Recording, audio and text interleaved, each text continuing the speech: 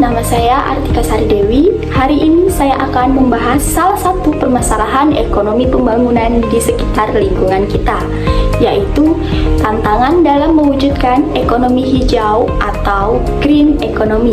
Di sekitar kita, mungkin kita masih sering melihat tumpukan sampah yang belum dikelola dengan baik, penggunaan kendaraan bermotor yang masih banyak, atau asap pabrik yang mencemari udara.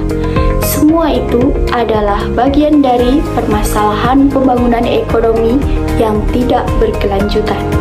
Pembangunan ekonomi memang penting untuk kesejahteraan masyarakat, namun pembangunan seringkali hanya berfokus pada pertumbuhan ekonomi tanpa memperhatikan kelestarian lingkungan.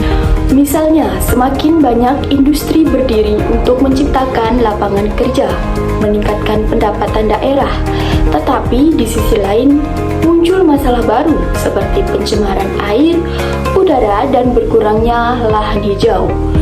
Inilah yang disebut sebagai permasalahan ekonomi pembangunan, di mana pembangunan ekonomi menimbulkan dampak negatif terhadap lingkungan dan kehidupan masyarakat.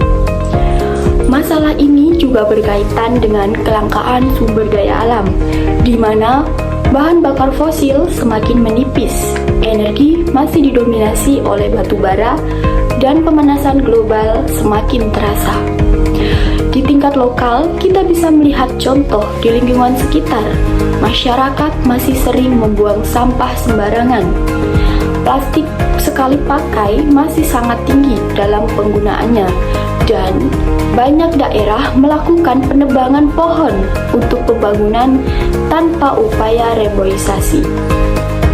Ini menunjukkan bahwa kesadaran akan ekonomi hijau masih rendah.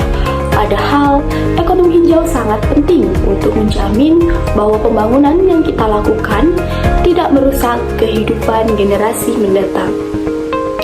Lalu, bagaimana solusinya? Solusi yang dapat kita lakukan dalam permasalahan ini adalah dengan menerapkan prinsip ekonomi hijau dalam setiap pembangunan yang kita lakukan.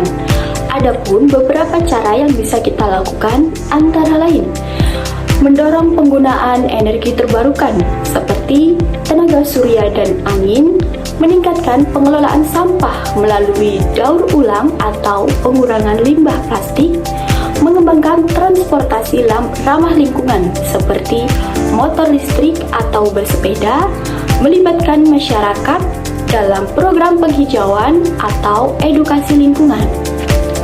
Selain itu, pemerintah juga perlu memberikan insentif kepada perusahaan yang ramah lingkungan dan mengawasi dengan ketat perusahaan yang mencemari alam.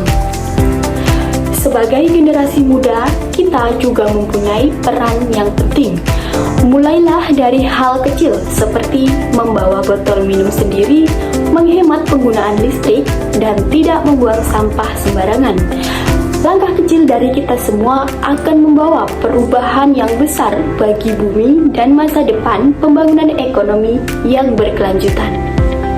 Jadi, mari kita dukung bersama ekonomi hijau demi menciptakan pembangunan yang tidak hanya maju secara ekonomi, tetapi juga bersih, adil, dan berkelanjutan.